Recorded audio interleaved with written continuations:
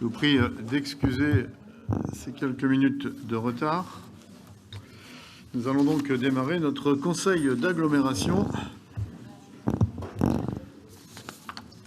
Je vais procéder à l'appel. Angélique Pasquereau. Présente. Jean-Louis Tessier. Sébastien Groslot. Donne son pouvoir à Jean-Louis Tessier. Michel Grelier. Yannick David. Présent. Christine Rambaud-Bossard. Donne son pouvoir à Yannick David. François Gillet. Cécile Dreur donne son pouvoir à François Gillet. David Belly. Christine Rampillon donne son pouvoir à David Belly. Marie-Claude Moreau. Manuel Guibert. Angie Leboeuf donne son pouvoir à François Gillet. Jackie Godard. Gisèle Séverin. Pascal Thibault. Thierry Ganachot. Christophe Hermoué. Laurence Beaupeu. Luc Boire, présent. Anne Aubin-Sicard. Malik Abdallah arrive avec quelques minutes de retard. Il me donne son pouvoir jusqu'à présent. Jusque-là, pardon. Sylvie Durand. Bernard Queneau. Nathalie Gosselin. Sébastien Alain donne son pouvoir à Patrick Durand. Frédéric Pépin donne son pouvoir à Sophie Montalétan. Maximilien Schnell. Françoise Reynaud. Pierre Lefebvre. Sophie Montalétan. Patrick Durand. Jacques Bessot donne son pouvoir à Anne Aubin-Sicard. Patricia Lejeune donne son pouvoir à... Chut, s'il vous plaît.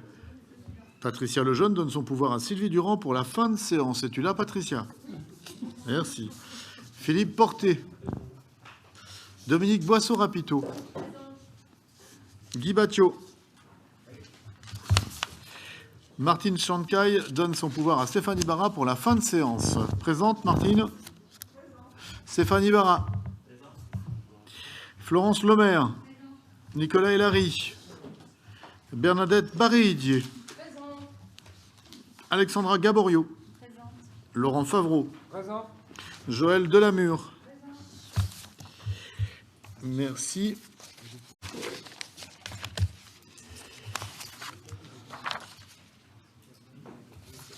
Thierry, est-ce que tu es prêt à assumer la lourde responsabilité de secrétaire de séance?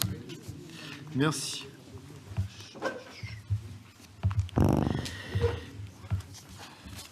Donc les pouvoirs, je les ai déjà donnés.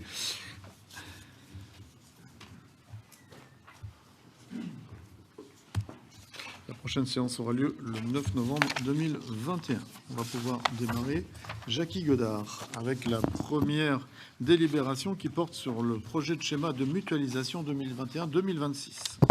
Merci Monsieur le Président, bonsoir à tous. Donc délibération qui porte sur le projet de schéma de mutualisation 2021-2026.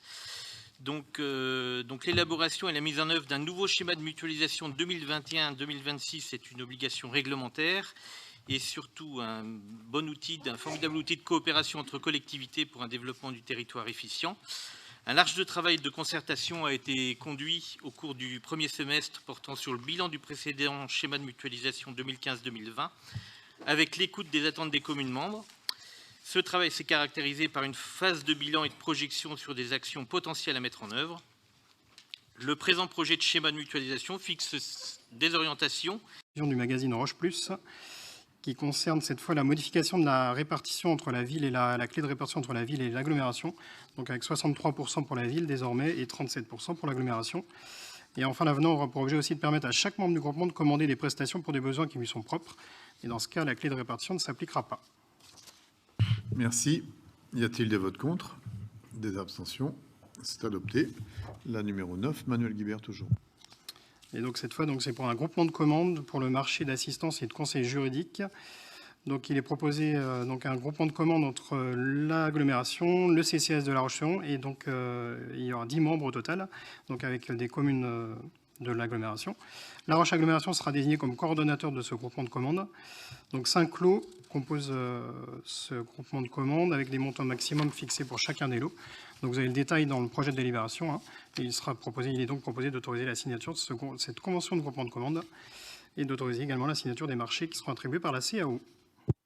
Merci. Des votes contre? Des abstentions? C'est adopté.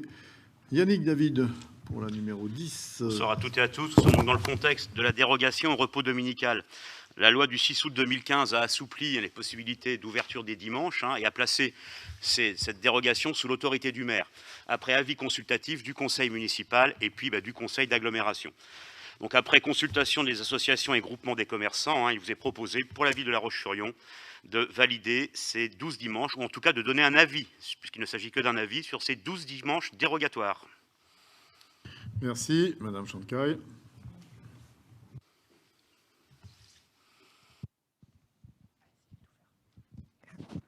Merci, chers collègues. Cette année encore, Au cours du mandat, la mutualisation doit être à moyen terme génératrice d'économies par l'optimisation de l'organisation des services qu'elle implique. L'ensemble de ce schéma sera soumis à l'avis des conseils municipaux dans les 3 mois. L'absence d'avis valant approbation, et ce pour envisager la suite de son approbation définitive par délibération. Et donc vous avez le schéma dans sa globalité qui a été vu en commission et que vous avez pu parcourir avant le conseil de ce soir. Merci. Y a-t-il des votes contre? Des abstentions? La délibération numéro 1 est adoptée. Numéro 2, Jackie, sur la convention de mutualisation informatique avec les communes pilotes. Donc, illustration du schéma de mutualisation avec cette convention de mutualisation informatique avec les communes pilotes. Le schéma de mutualisation vise à nouer de nouveaux liens à travers une offre de services à disposition des communes.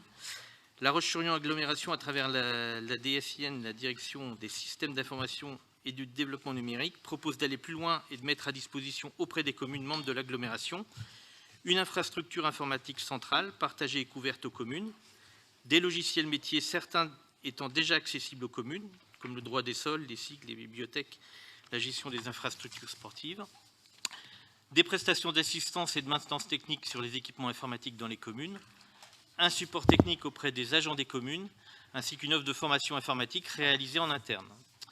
Donc, La Roche Agglomération s'est préparée ces dernières années à l'intégration des communes membres et à co-réaliser avec la ville de La Roche-sur-Yon des investissements importants en matière numérique, dont vous avez le détail. Elle est dorénavant en mesure de pouvoir proposer l'intégration progressive des communes dans le système d'information mutualisé et donc propose une méthodologie de déploiement auprès des communes membres en 9 phases, dont vous avez le détail. Cette mutualisation apportera à la commune adhérente un niveau de service de qualité avec une informatique centralisée et prête pour le télétravail, l'accès à des services et outils numériques supplémentaires, un accompagnement de la commune dans ses choix d'équipement, leur installation et leur maintenance technique, une meilleure sécurisation des données, un accompagnement des agents avec une maintenance sur site et l'ouverture de formations internes, de bonnes pratiques au quotidien dans l'utilisation des outils numériques. Donc, des communes pilotes sont désignées pour tester la mise en place de la mutualisation informatique. Donc, celle-ci pourrait débuter à l'automne 2021 et ensuite selon un calendrier qui s'étalera sur 2 à 3 années. Et ce, en fonction des choix des communes et des capacités techniques humaines des équipes aussi de la direction des services informatiques.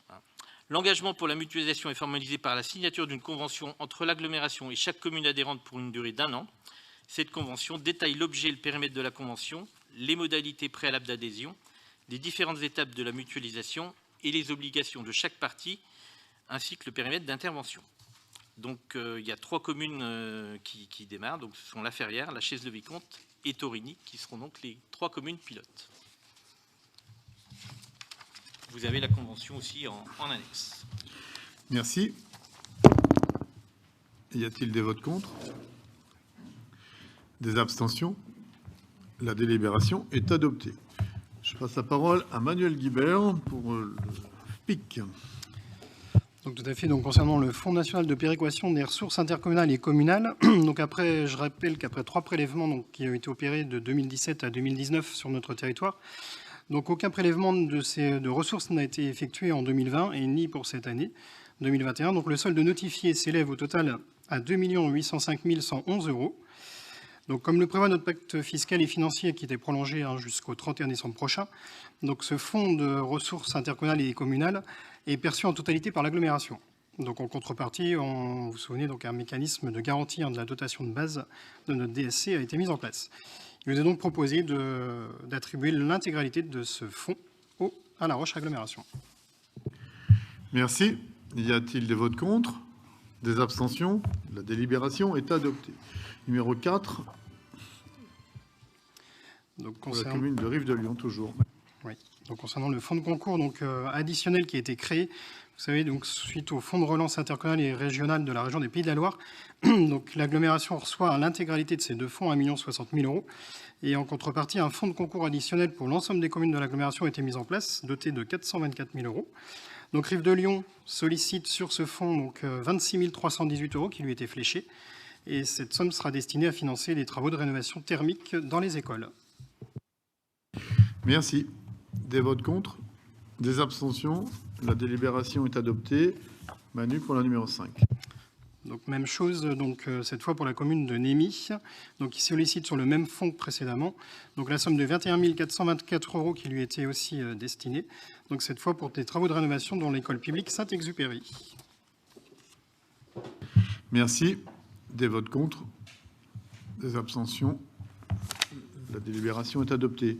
Je donne la parole à Jackie Godard pour le fonds de concours de Fougeray. Oui, donc là, le pacte fiscal et financier prévoit parmi ses dispositions le versement de fonds de concours aux communes membres.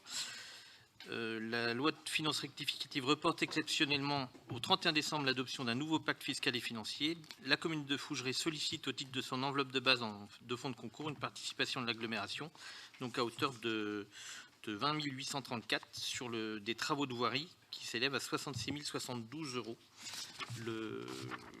L'autofinancement de 34 400 et le FCTVA venant boucler le budget. Merci. Y a-t-il des votes contre? Des abstentions? C'est adopté. La numéro 7, Manu. Donc, il concerne la convention de répartition des charges entre la ville et l'agglomération, la ville de La Roche, pour le parc des expos et la salle des fêtes du bourg sous La Roche. Donc, l'exploitation de cette halle A et la salle du bourg relève en effet d'activités spécifiques dédiées aux clubs sportifs et associations de la commune de La Roche-sur-Yon. Il convient donc de prévoir entre l'agglomération et la ville, pour la période couvrant la délégation de services publics, une convention de répartition des charges visant à refacturer les dépenses inhérentes aux activités propres de la ville. Donc, vous avez en annexe à la présente délibération le projet de convention. Merci. Y a-t-il des votes contre? Des abstentions? Manuel, toujours pour la numéro 8. Donc, qui concerne les marchés publics de travaux, fournitures au service, des autorisations de signature d'avenants. Donc, tout d'abord, pour le marché de maîtrise d'œuvre pour la construction de la scène de musique actuelle. Donc, un avenant qui a pour objet simplement de modifier un SIRET et des changements pour l'architecte mandataire du groupement. Et également de prendre en compte les honoraires supplémentaires, notamment concernant le retard pris par l'entreprise dans la réalisation de la charpente pour un montant de 25 355,24 € hors taxe. Donc, la CAO a émis un avis favorable pour cet avenant. Maximum de dérogation possible au repos dominical des salariés. Je précise qu'il est bien question des salariés puisqu'un commerçant patron peut ouvrir quand il le souhaite. Je ne rappellerai pas dans le détail les arguments que nous avançons à chaque fois pour vous demander de revenir sur le nombre trop important de ces dérogations, arguments qui vont de la justification économique très discutable de ces ouvertures à la remise en cause d'acquis sociaux toujours précieux.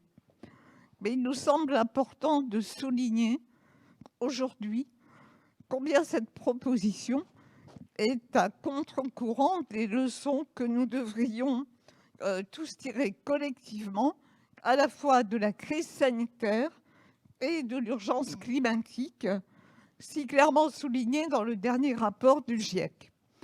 Pendant le premier confinement, on a en effet beaucoup entendu parler du monde d'après. Cette formule exprimait la nécessité de réfléchir à nos façons de vivre, de reconnaître davantage l'importance des liens sociaux, de la solidarité. Et puis elle incitait aussi à remettre en question des modes de consommation qui ne sont pas toujours très responsables. Par cette délibération, vous persistez au contraire dans la remise en question de temps sociaux communs consacrés à la famille, aux activités sociales, associatives, cela au profit d'une vision seulement consumériste, sans fondement économique démontré, parce que nous attendons toujours une évaluation sérieuse de ces dérogations qui ont souvent été des flops.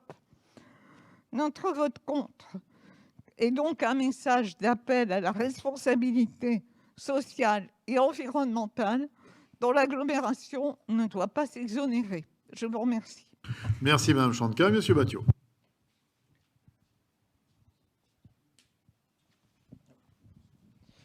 Oui, je ne vais pas ajouter grand-chose, ce sera un vote contre aussi. Simplement souligner, comme l'a fait Martine tout de suite, que ces histoires du dimanche qui succèdent, on avait déjà beaucoup insisté sur le contexte familial qui fait que les 4, 11 et 18 décembre, et peut-être même les autres jours, ils vont être très occupés. Et puis pour ce qui me concerne, cette surconsommation qui vient effectivement en contradiction avec ce qu'on souhaiterait. Et je soulignerai pour ma part, et ça ne vous étonnera pas, que courir après un Black Friday, franchement, on aurait eu vraiment mieux à faire. Merci beaucoup. Monsieur David. Yannick. Visiblement, nous n'avons peut-être pas tous vécu la crise de la même façon, celle que nous venons de traverser et qui persiste. Ce qui est certain, c'est que vous nous dites que ce sont des flops. Ce n'est pas notre avis, en tout cas, ce n'est pas le résultat à chaque fois de ces ouvertures dominicales, et notamment sur les 4, 11 et 18 décembre, qui visiblement sont au cœur de cible dans votre discours, où justement sur les 4, 11 et 18 décembre, c'est peut-être là qu'il y aurait le plus de justification à cette ouverture. Donc vous vous trompez de cible, mais voilà, après tous les ans, ces arguments, vos arguments reviennent comme les vagues sur la grève, nous les entendons et nous ne les partageons pas. Merci beaucoup. Ça dépend de la qualité de la digue. Merci beaucoup. Y a-t-il des votes contre? 1, 2, 3, 4, 5, 6. Des abstentions. Merci, c'est adopté. Merci pour les commerçants. La numéro 11, Yannick David. Peut-être un rapide historique. Ça fait 4 ans que la délégation départementale de l'outil en main cherche à s'installer au centre de la Vendée. Ils sont déjà présents dans plusieurs sites de Vendée, mais c'est vrai qu'ils n'étaient pas présents au cœur Vendée, c'est-à-dire à La Roche-sur-Yon. L'outil en main, je vous le rappelle, c'est une association nationale qui a été créée alors à Troyes, il y a près de 40 ans maintenant. L'idée, c'est d'initier nos jeunes de 9 à 13 ans au métier manuel. Parce qu'on se plaint du déficit de métiers manuels, en tout cas de salariés dans ces métiers-là.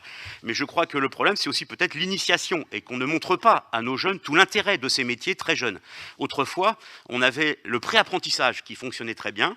Et donc là, des artisans à la retraite mettent leur temps à disposition de jeunes de 9 à 13 ans pour leur montrer ce qu'est la menuiserie, ce qu'est la mécanique, ce qu'est l'électricité.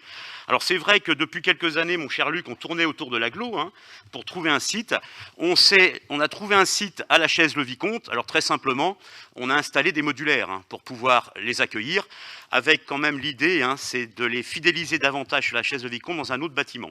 Donc là, pour ce lancement, puisqu'il devait se lancer en 2020, mais vous comprendrez qu'avec la crise, ça avait été très compliqué. On a reporté d'1 an l'ouverture de cette structure. On vous demande de voter une subvention de 6 000 €, alors qui va servir à acheter du matériel, très simplement. En tout cas, ça marche puisqu'il y a 27 enfants inscrits et qui sont de 4 communes différentes autour de la Chaise-le-Vicomte. Donc ça fonctionne. Merci. Y a-t-il des votes contre? Des abstentions? La délibération numéro 12, François Andrénaud.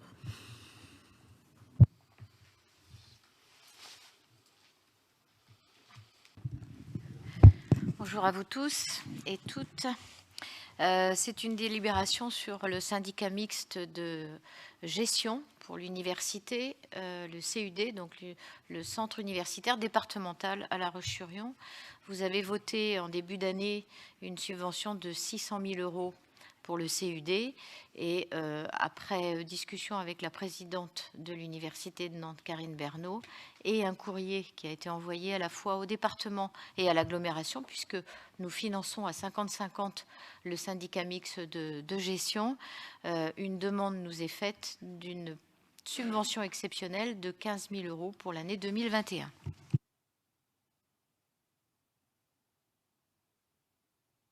Merci. Y a-t-il des votes contre? Des abstentions? C'est adopté. Yannick David pour le numéro 13. Un peu traditionnel, hein. Je vous rappelle qu'en 2007, La Roche-sur-Yon Agglomération a confié à Vendexpansion la réalisation du parc d'activité économique des Ajoncs Est. Nous arrivons en fin de réalisation. Il s'agit de faire les plus et les moins, hein, le bilan économique de cette délégation. Et vous voyez qu'une fois qu'on a fait les plus et les moins, la trésorerie de l'opération présente un solde créditeur de 201 000 €, 354. Une fois de plus, ça démontre, hein, si on devait le démontrer, toute l'attractivité de notre territoire, avec des problèmes de riches, comme tu dis souvent, Luc. C'est qu'aujourd'hui, nous, notre problématique, c'est pas de trouver des entreprises, c'est de trouver les terrains, ma chère Françoise, pour y placer les entreprises. D'autant plus que les Ajoncs Est, hein, c'est vrai que c'était, comme on dit aujourd'hui, plutôt bankable, avec des choses qui vont se passer dans ce secteur-là très bientôt. Merci Yannick. Y a-t-il des votes contre? Des abstentions? C'est adopté. Numéro 14, Thierry Ganachot. Une délibération qui concerne l'approbation du rapport annuel 2020 du mandataire élu représentant La Roche-sur-Yon agglomération au sein d'Orion. Donc, je vous rappelle que les 3 pôles d'activité de la SEM d'Orion sont le développement économique qui regroupe les missions confiées par les collectivités locales. En matière économique, et les missions directement assurées auprès des entreprises. L'habitat et les projets urbains avec la part de services construction, donc maîtrise d'ouvrage, bâtiments, logements, activités propres. Pour les collectivités, les mandats publics et privés, les contrats de promotion immobilière, les locations accession sociale. La gestion immobilière avec le service de gestion locative de notre parc de logement, hein, je vous le rappelle, et les locaux d'activité ainsi que le service parc Expo qui commercialise, gère et entretient les équipements publics des Oudéry et du Bourg sous la Roche. Le chiffre d'affaires comptable s'établit à 16 132 000 € contre 15 473 000 en 2019. Cette évolution est principalement due à 2 éléments récurrents. La revente d'un bien immobilier qui était en stock pour un peu plus d'1 million d'euros, d'une part, et d'autre part, les effets négatifs des mesures sanitaires liées à la Covid sur les activités événementielles, mais on a déjà évoqué ce sujet autour de ce conseil. Globalement, l'activité des 3 pôles est stable. Dans ce contexte, la valeur ajoutée de la société est stable à 5 212 000 €, plus 1 millier d'euros. L'excédent brut d'exploitation est en recul en raison de la diminution des subventions d'exploitation, hein, donc crise Covid oblige. Après imputation des charges en baisse, le produit financier, le résultat courant ressort à un niveau supérieur à celui de l'excédent précédent, plus 482 000 € contre 346. Et donc le résultat de l'exercice est établi à 700 000 € contre 782 après l'IS. Et on peut dire que l'autofinancement, la capacité d'autofinancement de la SEM Orion de l'exercice ressort à plus de 3 128 000 € contre 3 262 000 l'an passé. C'est-à-dire que compte tenu quand même de la crise Covid et avec cette vente de stock, on a des comptes qui sont à un équilibre satisfaisant et que la capacité d'autofinancement est au rendez-vous. Voilà, Monsieur le Président. Merci. Y a-t-il des questions? Bien. Des votes contre? Abstention. On va passer à la numéro 15 et c'est Anne Aubin-Sicard. Il y avait des abstentions, pardon, je ne les ai pas vues. On reprend pour les abstentions. 1, 2, 3, 4. Il n'y a pas de vote. Bon, alors c'est bon, c'est encore bien plus simple. Si, c'est une approbation de rapport annuel. Donc il y a bien, s'il y a une approbation, il y a bien un vote. C'est pas une approbation. Donc il y a bien un vote. Et donc on a 5 abstentions. Anne Aubin-Sicard sur l'approbation du zonage communautaire d'assainissement des eaux usées. Alors effectivement, le 11 février dernier, nous avions déjà eu un précédent conseil d'agglomération qui avait approuvé le projet de zonage d'assainissement. Une enquête publique était ensuite nécessaire. Elle s'est déroulée du 12 mai au vendredi 11 juin dernier. Et donc il y a eu une assez faible participation. 11 personnes se sont prononcées, avec plutôt des demandes qui concernaient la question de l'assainissement individuel et pas vraiment de prise de position sur le projet de zonage en tant que tel. Le commissaire enquêteur a émis un avis favorable sur ce projet de zonage communautaire, avec dans ce zonage un périmètre qui est défini dans la délibération, tous les secteurs agglomérés, les hameaux et les villages zonés en collectif lors de précédentes études, également les nouveaux secteurs ouverts à l'urbanisation dans la zone agglomérée des communes, qui était connu lors de l'arrêt de zonage de février 2020, et puis les secteurs suivants, le secteur des Tonnelles, Pont-Ravoux à Aubigny-les-Clouseaux, et l'ensemble du hameau de la Richardière à Landeronde sont voués également à l'assainissement collectif. Alors cet arrêt du zonage ce soir n'est pas tout à fait définitif. Il faut savoir qu'en cours de mandat, si besoin, des adaptations mineures pourront être décidées. Donc c'est ce zonage communautaire d'assainissement que nous vous demandons d'approuver ce soir au vu des conclusions favorables du commissaire enquêteur. Merci. Y a-t-il des votes contre? Des abstentions? 1, 2, 3, 4 abstentions. La délibération est adoptée. La numéro 16, Anne Aubin-Sicard. Alors, on va passer à la question de l'attribution de marché pour 2 lots, toujours sur la question du service public de l'assainissement collectif en l'occurrence.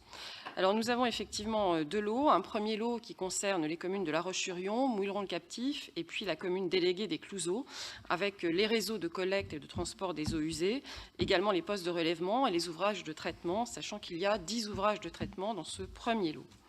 Et puis le deuxième lot, qui concerne les communes de Dompierre, Fougeray, La Chaise-le-Vicomte, La Ferrière, Landeronde, Le Tablier, Némy, Rive-de-Lyon, Torigny et la commune déléguée d'Aubigny. Ce périmètre ici est constitué de tous les réseaux de collecte et de transport, des postes de relèvement également, des ouvrages de traitement des effluents. On a 18 ouvrages d'épuration concernés par ce second lot. Le marché est conclu pour une durée de 60 mois, c'est-à-dire 5 ans, avec un début d'exécution au 1er janvier 2022. Le lot 1 va comporter 500 heures d'insertion et le lot 2, 1000 heures d'insertion. Vous avez le rappel de la procédure en termes de calendrier. La CAO s'est prononcée le 15 septembre dernier.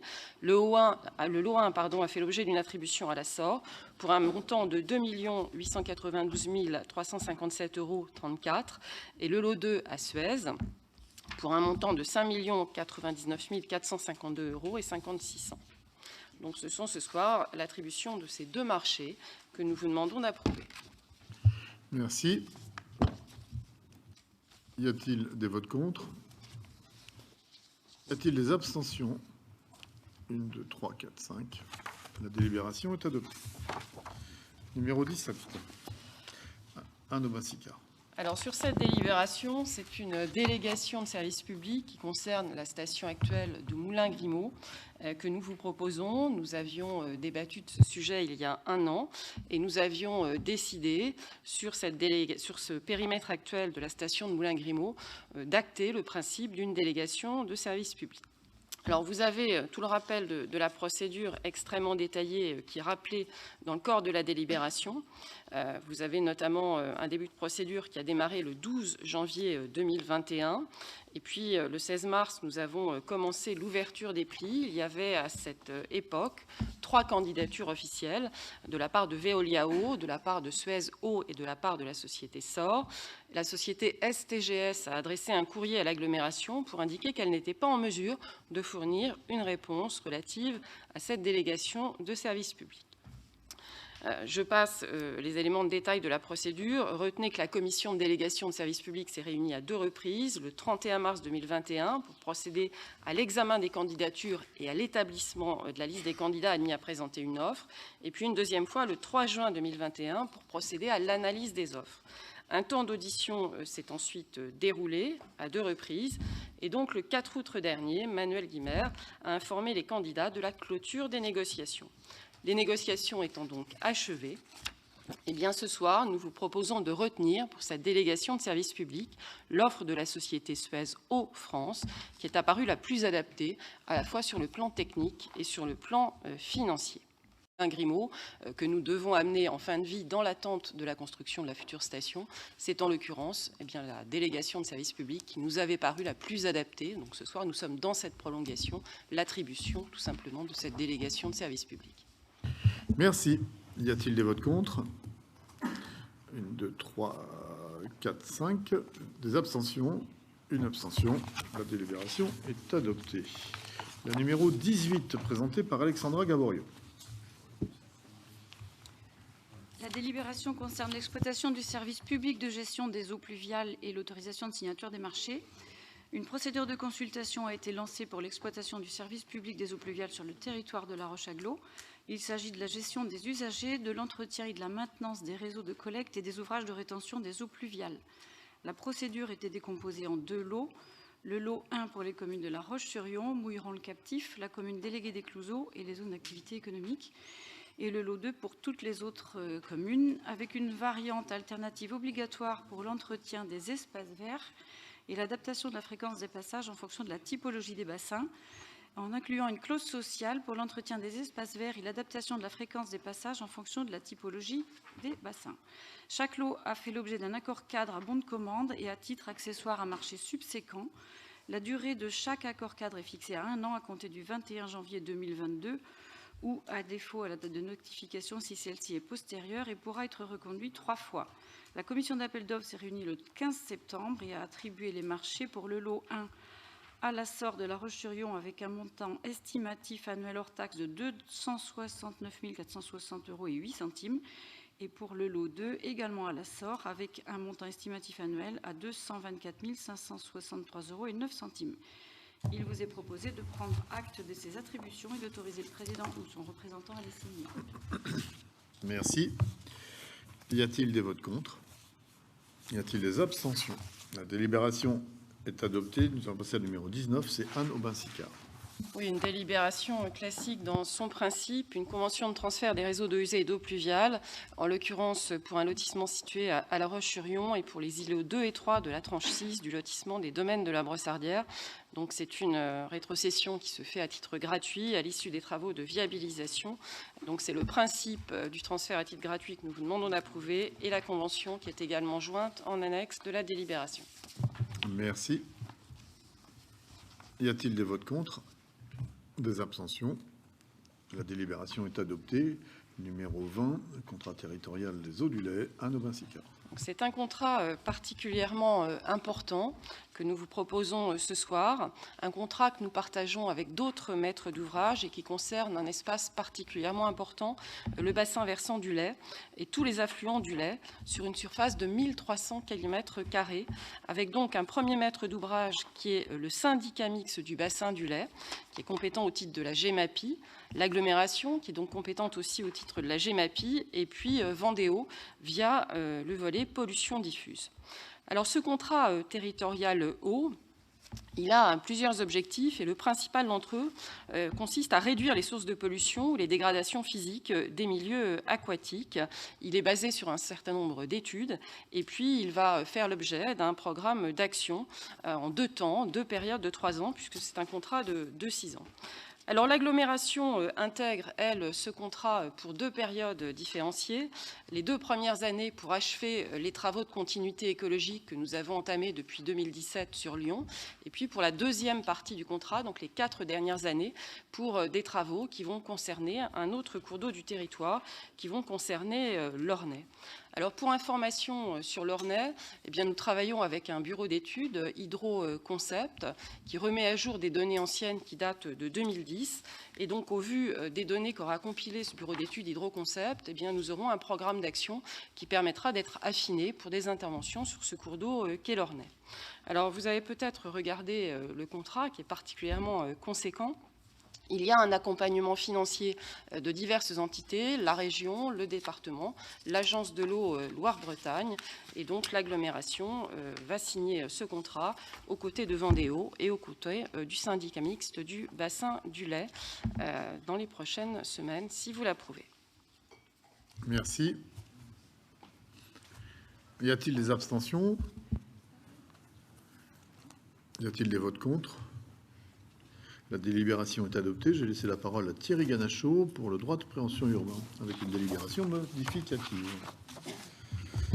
Droit de préemption urbain, donc une délibération modificative, ça concerne un certain nombre de points que nous avions votés en juillet. Nous avons besoin, on vous propose au Conseil de modifier les champs d'application des droits de préemption urbains sur la création d'un secteur d'exclusion du champ d'application de droits de préemption urbains pendant une période de 5 ans sur les cessions de terrain réalisées par l'aménageur titré dans la ZAC de la Belle Étoile, tranche 2B, commune Daubigny-les-Clouseaux. C'est très technique. Hein, là, et la délégation d'exercice de droit de préemption urbain, secteur de la ZAC, les étangs au profil d'Orion, la commune de Dompierre-sur-Yon. La rectification d'un nom de secteur de préemption délégué de la commune de Fougeray, donc Saint-Martial à la place de Allée des Jardins, le périmètre restant inchangé. L'instauration d'un droit de préemption urbain renforcé sur le quartier des Halles, dont l'exercice du droit est délégué à Orion, et du quartier du Bourg-sous-la-Roche, dont l'exercice du droit est délégué à la commune de La Roche-sur-Yon, les périmètres restant inchangés. Monsieur le Président, on vous propose d'abroger partiellement les délibérations du numéro 14 du 6 juillet pour intégrer les modifications que je viens de vous énoncer. Monsieur Battiot. Oui, là, c'est vraiment une demande de précision. Quel est l'intérêt de déléguer, par exemple, à Orion ou autre, ce droit de préemption-là, plutôt que de le passer comme on fait d'habitude voilà. Quel est l'intérêt de cette délégation, précisément? Malik. C'est une délégation de préemption à Orion parce qu'on est dans le cadre de la concession d'aménagement du quartier des Halles. Et dans le cadre de la concession d'aménagement du quartier des Halles, on a délégué à un prestataire avec des bâtiments qui sont identifiés le soin de préempter. Et donc en fait, la règle de la concession d'aménagement est qu'on doit également déléguer le droit de préemption sur ce périmètre.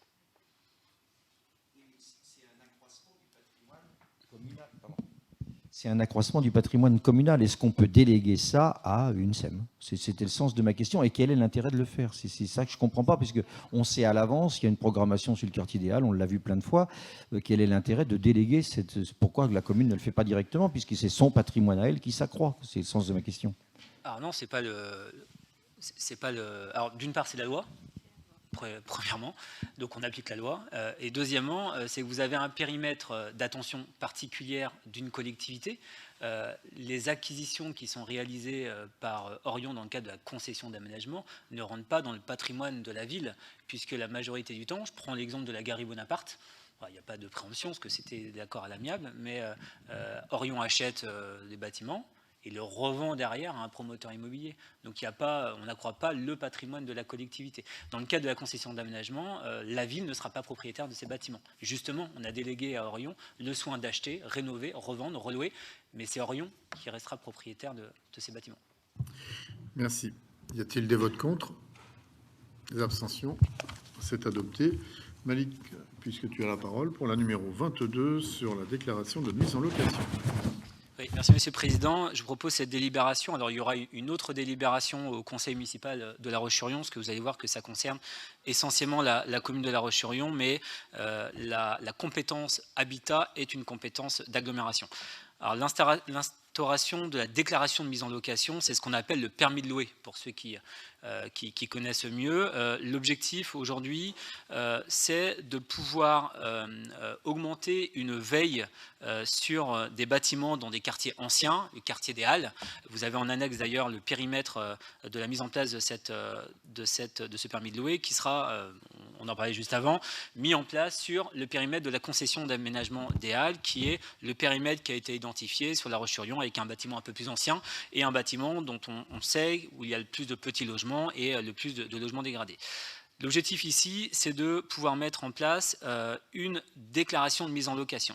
Sur ce périmètre-là, pour les bâtiments qui ont été construits avant 2006 à usage d'habitation, les propriétaires devront, dans les 15 jours après la mise en location, remplir un document CERFA, c'est extrêmement simple, en ligne directement, qui permettra à la ville de connaître toutes les mises en location sur une période donnée dans ce périmètre-là. Cette déclaration, elle est obligatoire, ce qui va nous permettre d'avoir une meilleure connaissance des mises en location dans ce quartier-là, et ce qui va nous permettre, nous, ensuite, au niveau de la ville, géré directement par le service intervention sociale de la ville, de pouvoir intervenir avec des visites des locaux de manière aléatoire ou dans des locaux dont on sait qu'ils sont potentiellement insalubres, mais dont on n'a pas aujourd'hui la connaissance, de pouvoir aller visiter ces logements et de pouvoir ensuite accompagner, grâce au guichet unique de l'habitat, le propriétaire avec des possibilités de rénover et d'accompagnement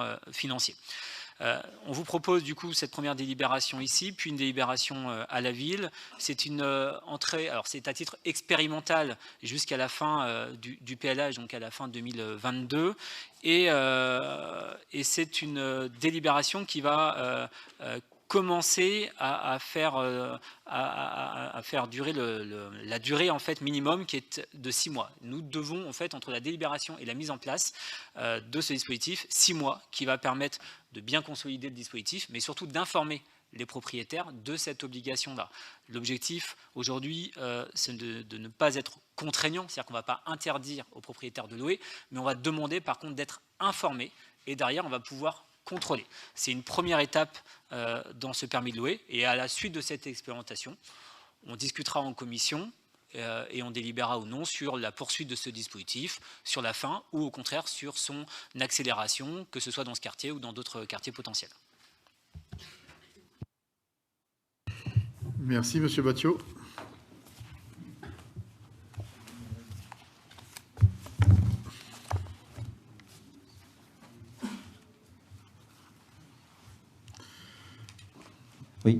Oui, on a déjà parlé souvent ici, en particulier avec le SLIM, l'histoire de l'habitat indigne. Ça concerne des gens qui ont déjà peu de moyens, la plupart du temps, et qui là vont être confrontés à des hausses. Je suppose que vous avez tous suivi les hausses successives du gaz et de l'électricité. Ce sont des hausses qu'on annonce depuis très longtemps, nous, et qui, bon, évidemment, finissent par arriver, quelles que soient les mesures qu'on va prendre. Donc moi, je trouve ça extrêmement intéressant. Le seul regret que j'ai là-dedans, alors je ne sais pas si c'est légal ou pas, c'est pourquoi cette déclaration est faite dans les 15 jours qui suivent la signature du contrat, parce qu'on sait qu'une fois qu'on a signé un contrat, c'est extrêmement compliqué. Les gens ont déménagé ou se sont engagés, enfin, etc. Ça, c'est la première chose. Et la deuxième chose, moi, je n'ai qu'un souhait, c'est qu'on s'y engage très fortement et qu'on l'élargisse, parce qu'on sait pertinemment que ce sont les gens les plus en difficulté qui prennent des logements qui sont les plus mal chauffés. Autrement dit, on va forcément accentuer leurs difficultés. Et si la puissance publique peut faire quelque chose pour les protéger, je crois qu'il ne faut pas hésiter, il faut y aller, il faut foncer. C'est d'une urgence absolue au vu des conditions de fourniture d'énergie qui nous attendent. Merci. Madame Chantecaille. Merci, oui, ça va dans le même sens. Cette délibération elle a pour objectif la lutte nécessaire, hein, vous l'avez dit, contre l'habitat indigne, et ça concerne aussi notre territoire. Donc on partage évidemment pleinement la nécessité de se doter d'outils, ceux que la loi met à notre disposition pour agir contre de tels logements. On a toutefois quelques interrogations et propositions. Vous avez justifié le périmètre, c'est vrai qu'on s'interrogeait, est-ce qu'il est assez large? Il faudra peut-être voir à la fin de l'expérimentation. En tout cas, ça doit rester pour nous une question ouverte. Mais surtout, est-ce que vous ne pensez pas donc que le dispositif, alors comme le permis de louer allant jusqu'à l'autorisation, qui est mis en œuvre par de très nombreuses communes et agglomérations en France, serait plus efficace, car permettant de contrôler l'état des logements avant leur mise en location, et si le logement n'est pas conforme aux normes, d'imposer aux propriétaires de réaliser les travaux. Puis, dernier point, il nous semblerait aussi important de réfléchir à un volet pédagogique d'information citoyenne sur cette question pour alerter les propriétaires, mais aussi les locataires de leurs droits qui sont parfois méconnus. Voilà, merci. Merci. Malik. Oui, alors en fait, en effet, dans le permis de louer, il y a deux dispositifs possibles. C'est-à-dire que vous pouvez demander au propriétaire de déclarer la mise en location après la location ou avant la location. Nous, on a fait le choix de ce dispositif après la location. Pour quelle raison? Parce que c'est une question qu'on s'est posée, hein, on en a discuté d'ailleurs en commission. La déclaration préalable à la location nécessite, donc c'est extrêmement contraignant, ça nécessite une validation ou non de la ville dans un délai de 1 mois.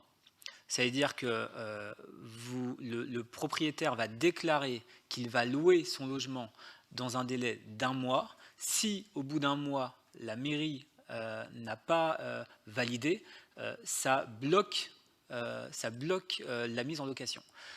Ce qui veut dire que quand vous êtes dans des locaux, dans des quartiers plutôt anciens, avec des petits logements, où on sait qu'il y a beaucoup de logements étudiants, avec une rotation qui arrive généralement en août-septembre, avec du coup des logements meublés, dont la période de préavis est de 1 mois, ça veut dire que si vous mettez en place le dispositif dans un quartier comme le quartier des Halles, vous allez avoir la quasi-totalité des logements des studios qui vont être mis en location au même moment, et donc il va falloir un contrôle de la collectivité pendant 1 mois de tous les logements qui vont être mis en location, et donc vous allez potentiellement mettre à mal certains petits propriétaires qui comptent pour ce mois de loyer qui pourrait être perdu. Finalement, on a regardé ce qui était possible ou pas de faire. Ce dispositif est extrêmement contraignant. Il est contraignant parce que la majorité des logements, quand même, dans le quartier, ne sont pas insalubres. Il faut dire quand même que la majorité des logements sont en bon état. Par contre, il y en a qui sont insalubres, et c'est cela qu'il faut qu'on aille toucher. Les communes qui ont mis en place ce dispositif-là, ou bien c'est des plus petites communes, avec beaucoup moins de petits logements et donc beaucoup moins de rotation, ou bien c'est des communes un peu plus importantes, mais qui ont ciblé certains quartiers, mais avec des quartiers qui sont très historiques, encore plus que la Roche-sur-Yon, et avec de l'habitat indigne qui a été vraiment identifié dans beaucoup de quartiers. Je vais reprendre juste l'étude qui avait été faite sur les copropriétés sur le territoire de l'agglomération. Le bilan de toutes les copropriétés de la ville de La Roche-sur-Yon et une grosse partie de l'agglomération, c'est qu'on a un parc de copropriétés qui est en bon état. On n'est pas dans des villes comme à Marseille avec une menace d'écroulement de certains bâtiments. On est sur un patrimoine qui est globalement bon sur La Roche-sur-Yon. Il y a des logements insalubres à aller toucher, et donc mettre en place ce dispositif de déclaration préalable était pour nous, je pense, et pour tous les propriétaires, beaucoup trop contraignant. Et si nous avions juste quelques semaines de retard, on bloquait la situation du logement sur la ville de La Roche-sur-Yon, ce qui était impensable pour nous. Par contre, c'est un test. On l'a dit, c'est une expérimentation. On va le tester pendant une période d'1 an, un peu moins d'1 an. Ça va être à partir de mai, je crois, et donc jusqu'à janvier. Et on va avoir la période de septembre qui va être intéressante. Septembre avec la rentrée étudiante. On va voir combien il y a de logements qui sont déclarés. On va voir dans les contrôles aléatoires comment ça se passe, et on adaptera la règle. En effet, on a pris le périmètre de la concession des Halles, qui est le périmètre du projet finalement des Halles, du périmètre de la concession, où on a une meilleure connaissance du patrimoine, parce qu'il y avait déjà une étude sur le patrimoine sur la totalité de cette concession. Il fallait bien commencer par quelque part. Et le mettre sur l'ensemble du Pentagone, par exemple, était sans doute un peu trop important. Donc on lance sur un quartier, sur ce périmètre d'études, et on adaptera sur l'année d'après.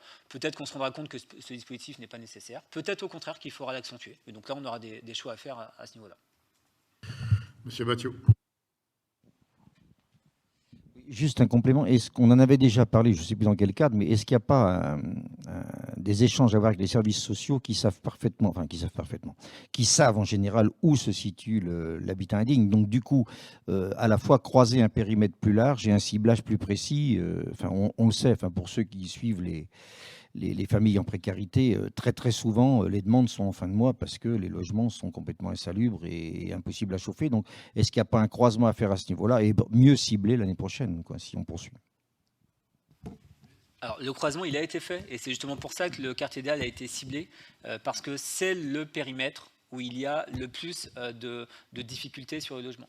Alors, je ne dis pas qu'il n'y en a pas ailleurs, mais ça n'empêche pas d'intervenir, et c'est le cas aujourd'hui, Sophie pourra compléter, d'intervenir sur l'ensemble du périmètre. Dès qu'on a connaissance d'un logement insalubre, il y a un contact avec le propriétaire par les services d'intervention sociale. Par contre, sur ce périmètre, en effet, le couplage qui a été fait avec les services, c'est que c'est sur le quartier des Halles où il y a le plus de signalements. Donc, ça justifie encore plus ce périmètre. Merci. Y a-t-il des votes contre? Des abstentions? La délibération est adoptée. Malik, sur le numéro 23, pour le guichet unique de l'habitat. une délibération qui va dans le même sens, hein, qui fait suite notamment aux discussions et à la validation du PCAET, qui a été longuement discuté, qui a fait, dont la conclusion est qu'il y a plusieurs axes qui en sont sortis, et dont un axe majeur qui est la politique de l'habitat et l'amélioration énergétique de l'habitation, en complément de toutes les autres axes, et je pense notamment à la mobilité, qui est un axe important, l'économie, l'agriculture, etc. L'habitat et l'amélioration énergétique est un des axes principaux du plan climat air énergie territorial. Et donc, ce qui découle de ce PCAET, une action en tout cas, est la décision de mettre en place une plateforme territoriale de rénovation énergétique. Alors, il en existe aujourd'hui sur le département de la Vendée. Beaucoup sont en train de se mettre en place. Et donc, nous avons choisi aujourd'hui d'avoir cette plateforme qui va venir en complément du guichet unique de l'habitat. Aujourd'hui, nous avons un guichet unique de l'habitat, mais qui n'est pas un guichet unique de tous les habitants de La Roche-sur-Yon agglomération, puisque cela concerne uniquement les ménages qui sont sous critères de ressources ANA. Quand on nous contacte au niveau du guichet unique, la première demande, c'est les ressources. Si ces personnes sont au-dessus de ces ressources, ces habitants ne sont pas accompagnés. Et donc après, on les renvoie sur les dispositifs d'État qui existent aujourd'hui.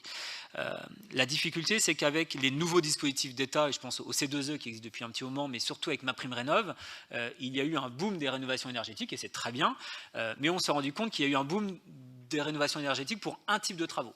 Les gens voulaient refaire leurs ouvertures, ils remplissaient leurs documents directement en ligne, et ils avaient une aide en fonction du type de travaux, avec les devis nécessaires.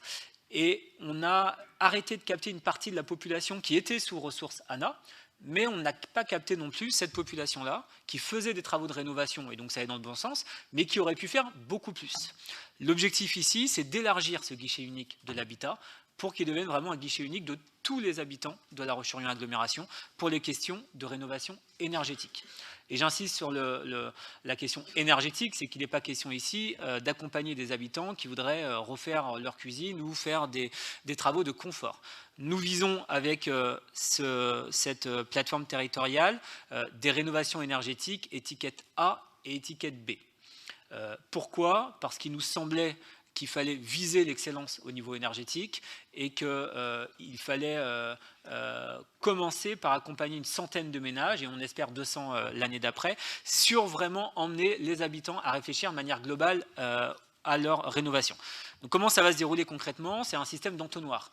Vous allez pouvoir capter tous les habitants de La Roche-sur-Yon agglomération qui ont une question sur la rénovation de leur logement. On a visé à peu près 1500 coups de téléphone par an par cette plateforme territoriale énergétique.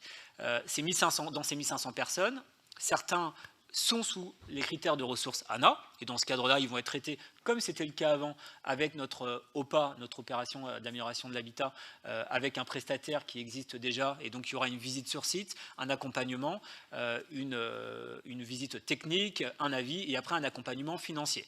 Mais pour tous les autres qui n'étaient pas accompagnés, il est proposé de les accompagner de la même manière. Donc avec ces 1500 personnes, on va permettre à les personnes qui veulent aller vers l'étiquette A ou B, et uniquement ceux qui veulent aller vers l'étiquette A ou B, ou ceux qui ne savent pas, mais qui aimeraient y aller, de pouvoir les rencontrer avec un rendez-vous physique et de pouvoir les accompagner dans leur projet. Et si ensuite on peut leur permettre, au lieu de changer uniquement les ouvertures, mais de rajouter des travaux qui leur permettent d'aller vers cette étiquette A et B, d'avoir un accompagnement personnalisé. Donc il y aura des éditos énergétiques, il y aura même des accompagnements vraiment pour la mise en place de ce projet-là, et un accompagnement financier également, une carotte financière qui incite vraiment les gens à aller vers cette étiquette A et B, et de les accompagner également vers toutes les sources potentielles d'aide financière qui existent au niveau de l'État ou de la région, etc. On s'inscrit dans un dispositif avec un financement qui existe déjà, financement de l'État, financement de la région et financement du CIDEV, le CIDEV qui est un financement sur 5 ans. Et donc on vous propose ici vraiment ce système d'entonnoir de permettre d'avoir un opérateur externe, et donc de lancer une consultation pour avoir cet opérateur, donc consultation qui est en cours, qui est vraiment le pendant de ce qui existe déjà avec l'OPA, pour une durée maximum de 5 ans, jusqu'à 2025. Et en 2025, il sera proposé d'avoir un marché global qui va intégrer l'ensemble des prestations sous critères de ressources ANA et en dehors des ressources ANA. Aujourd'hui, évidemment, on a déjà un marché, donc il est proposé d'avoir un deuxième marché.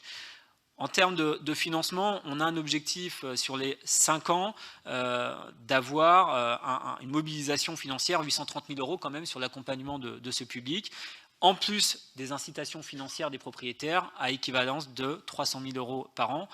Donc c'est un vrai effort aujourd'hui qui est fait. Nous allons avoir un véritable guichet unique des habitants, et là on pourra dire que c'est un guichet unique de tous les habitants de l'agglomération pour les questions d'énergie, et on vise en plus l'excellence énergétique A ou B, ou ceux qui hésitent ou qui ne savent pas, en tout cas d'essayer au maximum de les accompagner vers cette étiquette énergétique A ou B, d'accompagner dès l'année prochaine une centaine de rénovations énergétiques et de viser 200 voire 300 sur les années prochaines.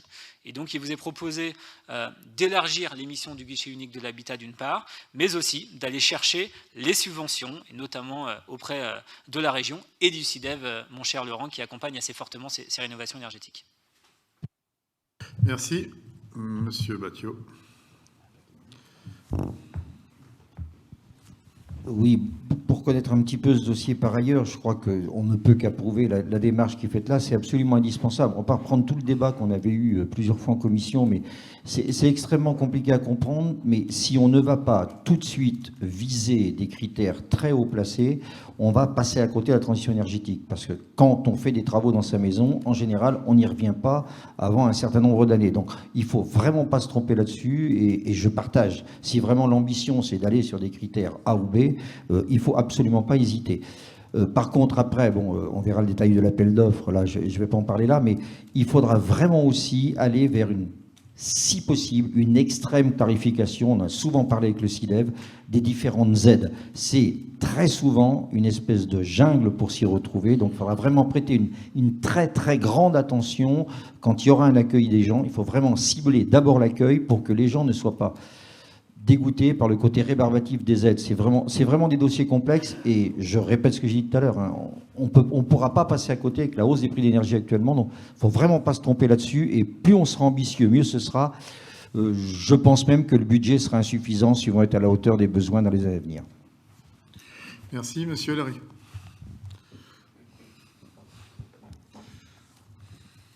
Je vais être très court. En fait, sur le principe du guichet unique, il n'y a évidemment pas de souci sur la question. Au contraire, c'est plutôt une bonne chose qui est proposée de cette manière-là. Il y a juste effectivement, et je rejoins Guy Battiot sur ce qu'il vient de dire, sur le côté sous-dimensionné peut-être des budgets qui sont alloués aujourd'hui sur la question, puisqu'on est sur 166 000 € annuels pour ce qui est de toutes les missions, et puis 300 000 € par an pour ce qui est des aides. Par rapport aux enjeux, ça nous apparaît un petit peu sous-dimensionné. Merci. Merci. Y a-t-il des votes contre? Des abstentions? C'est adopté. Malik, pour la numéro 24. Pardon? Pardon, je n'avais pas vu. Excusez-moi. Il y a des abstentions? 1, 2, 3, 4. Merci. Numéro 24. Un petit peu dommage de s'abstenir sur un projet de cette ampleur-là qui n'existe pas sur le territoire, mais c'est bien dommage.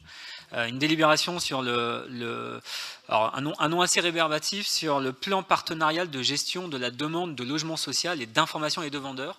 Vous me permettrez donc de parler de PPG pour aller plus vite et pour être un peu plus audible. Ce PPG, il émane notamment d'une commission intercommunale du logement qu'il a créée, et donc qui émane également de l'agglomération de La Roche-sur-Yon, commission intercommunale du logement dont fait partie l'ensemble des maires de l'agglomération. Et ce PPG qui a comme objectif de pouvoir gérer, en tout cas d'étudier la demande de location, la gestion de la location sur le logement social et l'information des demandeurs. Il fallait faire un bilan au bout de 3 ans, on devait le faire l'année dernière, il est fait cette année, évidemment à cause de la crise sanitaire. Donc 2 points sur ces délibérations. Le premier qui est le bilan, alors extrêmement rapide puisque vous avez l'ensemble des annexes, et ensuite une proposition de révision de ce PPG. Sur le bilan, vous avez tous les éléments techniques en annexe, donc je vais être extrêmement rapide. Le bilan de ces 3 dernières années, et après vraiment discussion avec l'ensemble des maires, des élus, des bailleurs sociaux et tous les acteurs du logement, c'est que nous avons un nombre suffisant de lieux d'accueil et d'information des demandeurs de logement social sur le territoire. Voilà, c'est un premier point, c'est important de souligner, parce qu'il était question de savoir si on en avait assez ou non.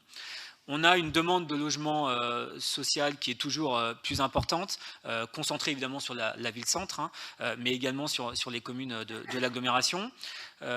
En termes d'objectifs de peuplement, il y a des objectifs en fait pour proposer des logements aux personnes qui sont du premier quartier, donc ceux qui ont le moins de revenus, de proposer en fait un pourcentage en dehors des quartiers prioritaires. Et également ceux qui ont des revenus plus importants, toujours dans le revenu logement social, de proposer une partie dans les quartiers prioritaires. Ces objectifs de peuplement ont été atteints.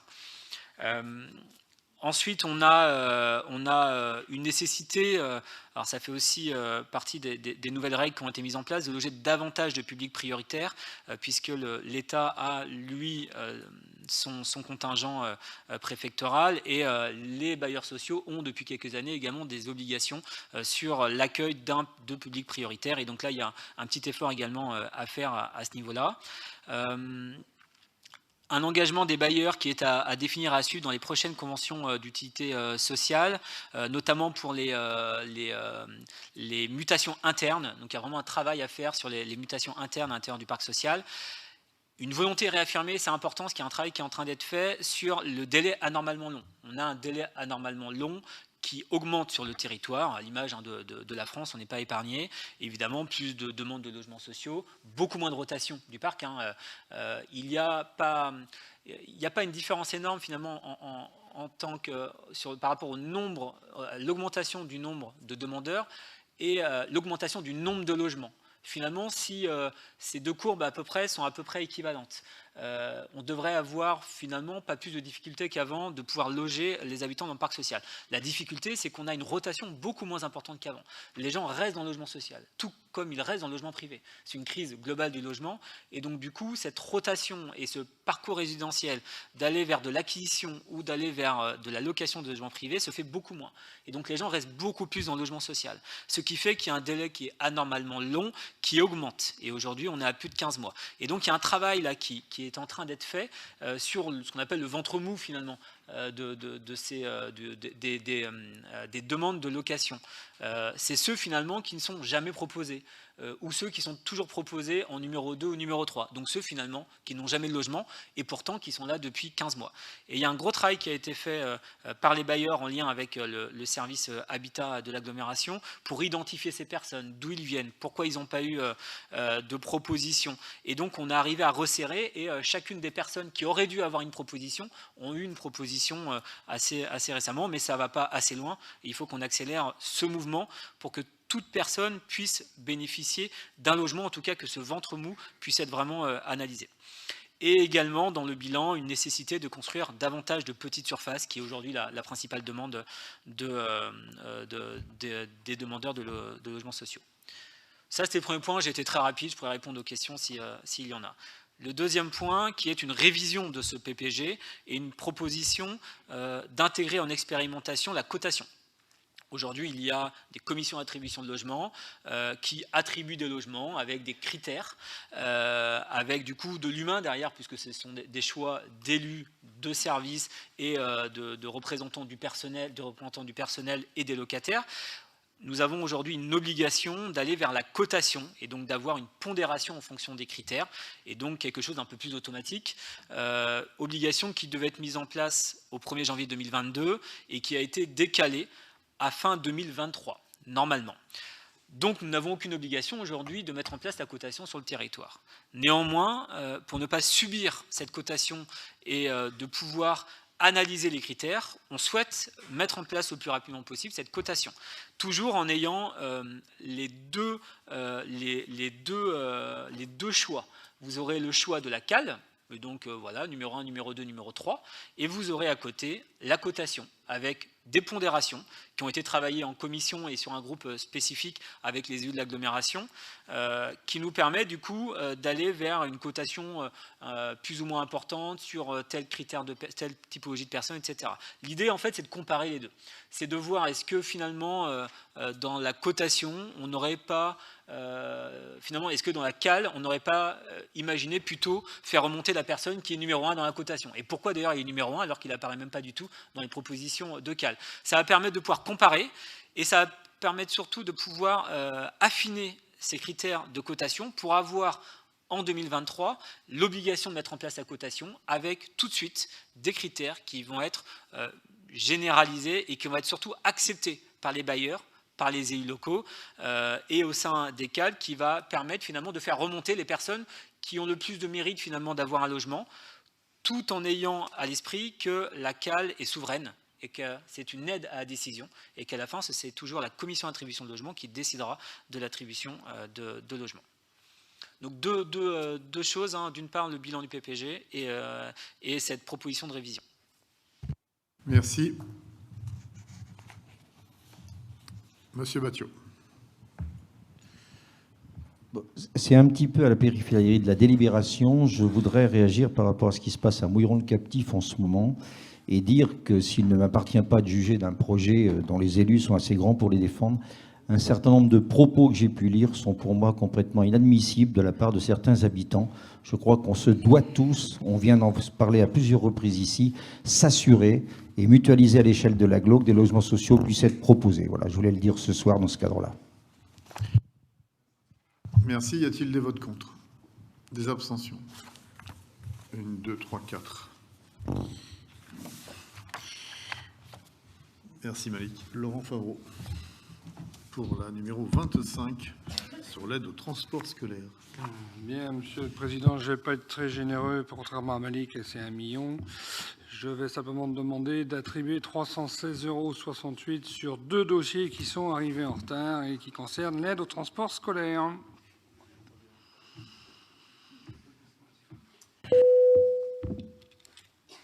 Merci. Y a-t-il des votes contre? Des abstentions? C'est adopté. Angélique Pasquereau sur CTG. Donc la convention territoriale globale est un contrat multithématique qui est signé entre la CAF et les collectivités concernées. Elle porte sur divers thèmes dont la petite enfance, l'enfance, la jeunesse, la parentalité, l'accès aux loisirs, le logement, l'accompagnement social des familles et l'accès aux droits. Elle décline des objectifs partagés entre les signataires dans ces domaines et elle matérialise l'engagement conjoint de la CAF et des collectivités à soutenir financièrement les structures et les actions relevant des champs précités. Donc, pour rappel, sur le territoire, une CTG avait été signée en 2017 entre la CAF, la ville et l'agglomération pour la période de 2017-2020. Après délibération donc, de la ville de La Roche-sur-Yon et de l'agglomération, la CTG avait fait l'objet d'un premier avenant pour inclure des communes dans le périmètre, donc à savoir Aubigny-les-Clouseaux, La Chaise, Rive-de-Lyon et Venanceau, puisque les CEJ, donc les camps 3 enfance-jeunesse des 4 communes, arrivaient à échéance. Donc, il est proposé au Conseil d'agglomération ce soir un second avenant à la CTG 2017-2020, donc pour permettre à la commune de La Ferrière d'intégrer donc en prévision de l'échéance prochaine de son CEJ, donc devenir signataire de la CTG, comme les autres communes, et de prolonger donc d'1 an la durée du CTG pour aller jusque fin 2021, en attendant la préparation de la future CTG 2022-2026. Merci. Y a-t-il des votes contre? Des abstentions? C'est adopté. Bernadette, pour la numéro 27. Alors, cette délibération concerne la modification de l'intérêt communautaire. Donc,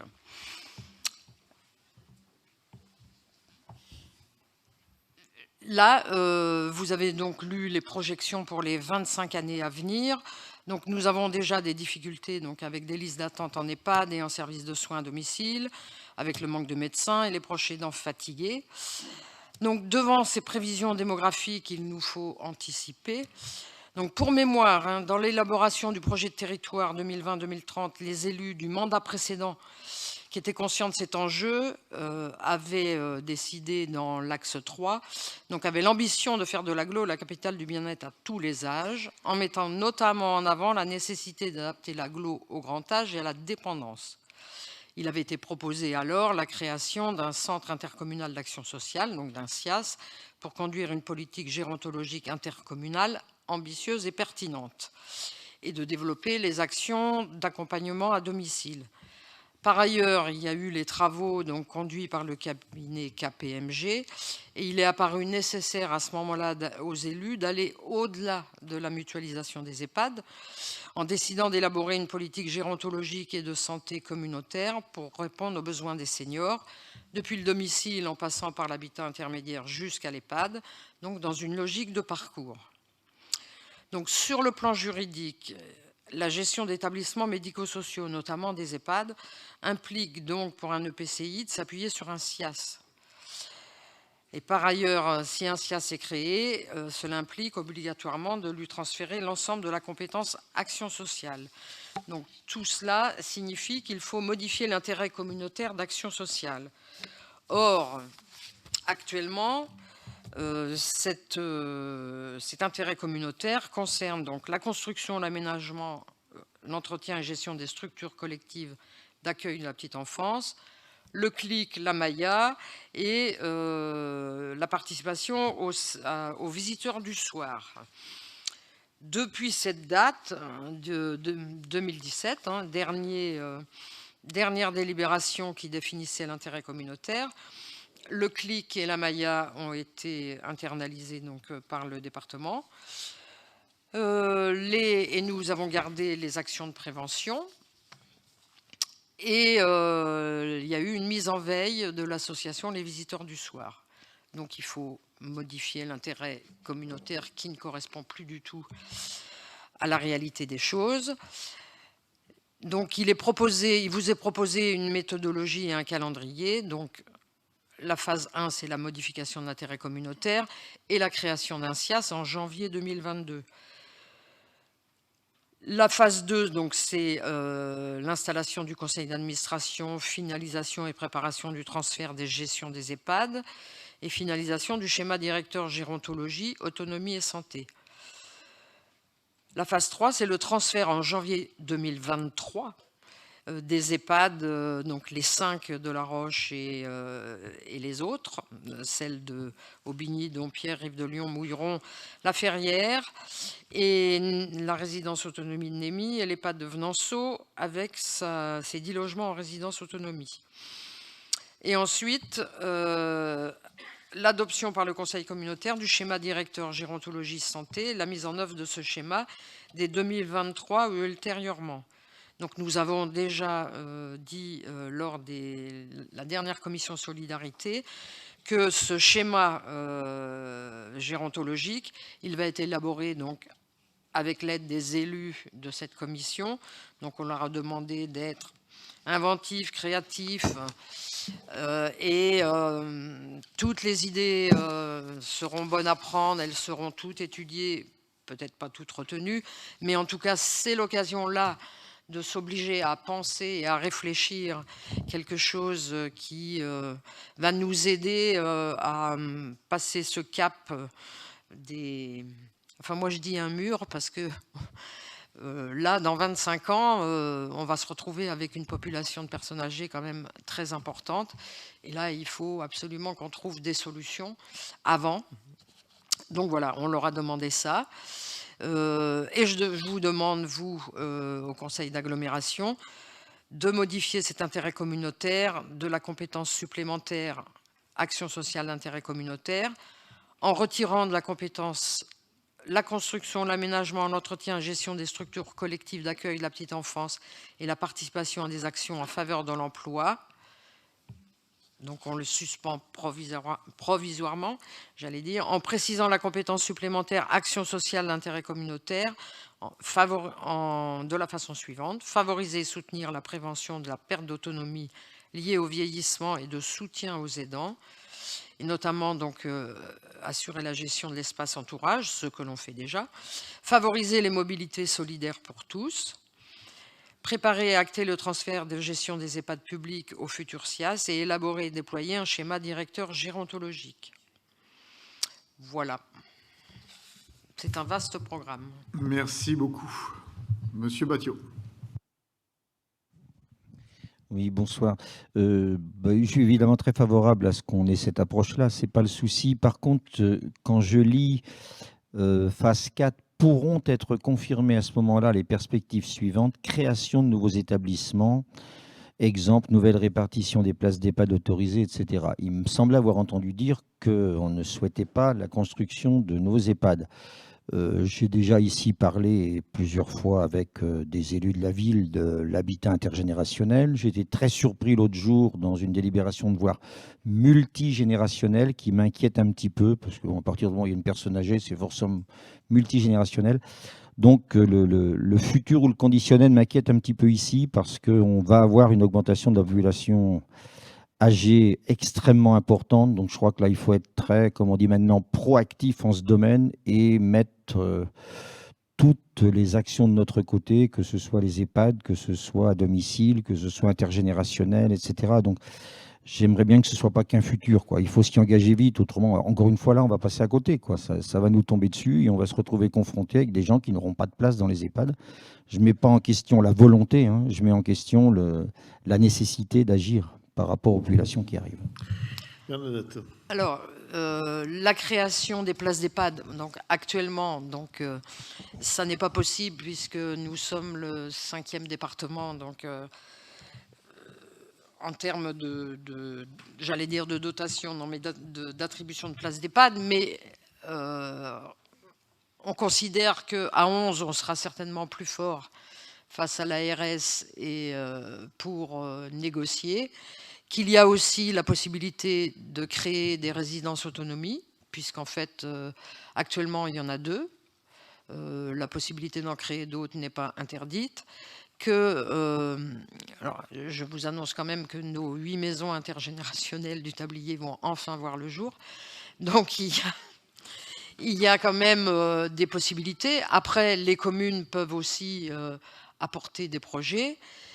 Qu'il y a aussi la solution sur le même modèle que l'HAD, que l'hospitalisation à domicile, l'EHPAD à domicile, qui peut être aussi une piste intéressante à creuser, et je crois même une piste vraiment, vraiment intéressante. Donc on ne s'interdit pas de réfléchir, de penser. Après, il faudra faire le poids pour demander des créations. On estime que si c'est au niveau de l'agglo que ça se passe, ça sera peut-être plus simple à faire. En tout cas, une commune seule n'y arrivera pas. Toutes les communes ensemble, on sera certainement plus intelligent, plus fort, j'espère. En tout cas. Merci beaucoup. Y a-t-il des votes contre? Des abstentions? C'est adopté. La numéro 28 porte sur des modifications de statut de la Roche-sur-Yon agglomération. En fait, il s'agit d'un toilettage qui a pour objectif de répondre aux obligations nouvelles de la loi. Et il faut, entre autres, favoriser et soutenir la prévention de la perte d'autonomie liée au vieillissement, on en parlait tout à l'heure, et du soutien aux aidants.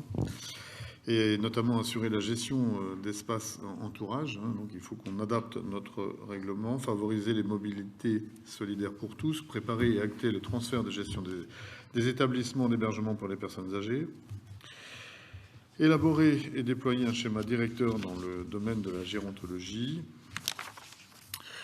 Et par ailleurs, il convient d'actualiser les statuts de la Roche-sur-Yon agglo sur les points suivants, qui sont des précisions rédactionnelles apportées au paragraphe 3.1.1 sur le développement économique, 3.1.2 sur l'aménagement de l'espace communautaire, et cela conformément aux articles et à l'article L5216-5-1 du CGCT et du 3.1, 3.5 sur la gestion des milieux aquatiques, et conformément enfin à l'article L211-7 du Code de l'environnement.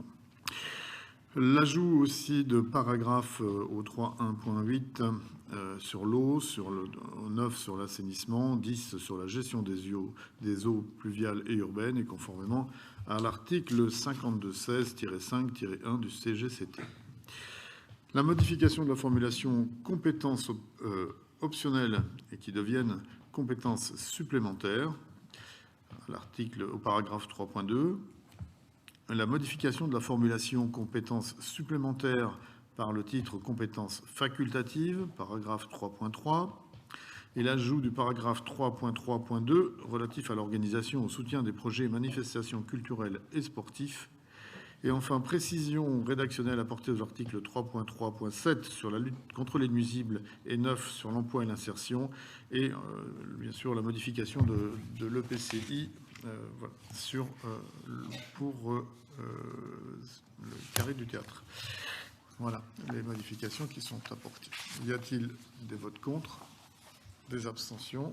Merci beaucoup. Bernadette, sur la création du SIAS. Oui, alors c'est la suite logique de la délibération numéro 30.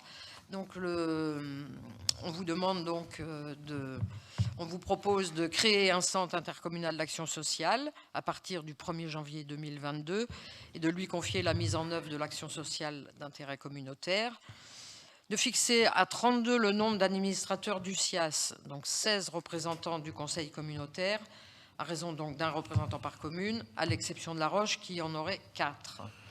Et 16 représentants de la société civile nommés par le président de la communauté d'agglomération, donc conformément au Code de l'action sociale et des familles.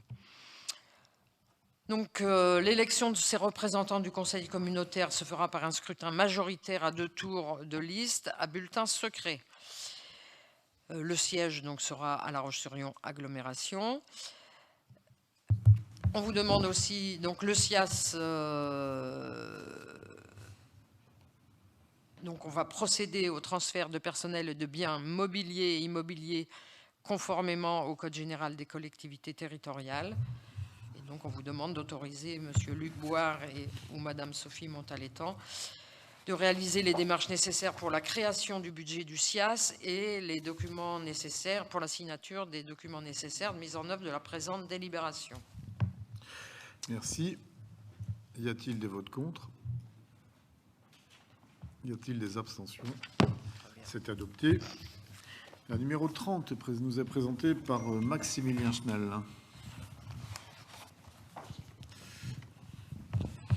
Donc il s'agit d'une... Merci Monsieur le Président, chers collègues. Il s'agit d'une délibération pour acter et prendre acte donc, de l'attribution des marchés pour les équipements scéniques de la SMAC, scène de musique actuelle, KM, et d'autoriser la signature de ces marchés.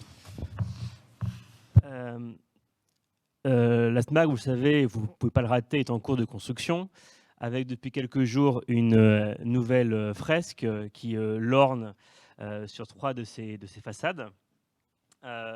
Les 2 salles, les 5 studios et bien sûr les espaces techniques ont besoin d'être équipés. Et donc ces marchés ont été divisés en silos. Sonorisation, éclairage, audiovisuel, matériel scénique, sonorisation de studios et instruments et appareils de levage et de manutention. Vous avez dans la délibération les montants maximum et les montants qui ont été attribués. À noter que le lot 6 a fait office d'une nouvelle déclaration de marché qui a donné lieu donc, à l'attribution à une entreprise. Donc la SMAC avance, vous le voyez, ouverture prévue dans 1 an quasiment tout pile pour le premier concert en septembre 2022. À noter également, et vous êtes certains à avoir participé, et nombreux dans les rues de La Roche-sur-Yon, qu'une déambulation a eu lieu entre le Fusion rue Pasteur et KM, et qu'un premier concert a eu lieu dans la future grande salle, évidemment sans équipement scénique, mais grâce à cette délibération, les équipements scéniques seront installés. Merci. Merci beaucoup. Y a-t-il des votes contre? Des abstentions? C'est adopté. Vous trouverez dans vos dossiers les décisions qui ont été prises par le président et par le bureau dans le cadre de l'article L. 5211-10 du Code général des collectivités territoriales. Je vous souhaite une bonne soirée et je vous dis au prochain conseil. Bernadette, tu es rassurée, tu peux aller voir ton match de foot.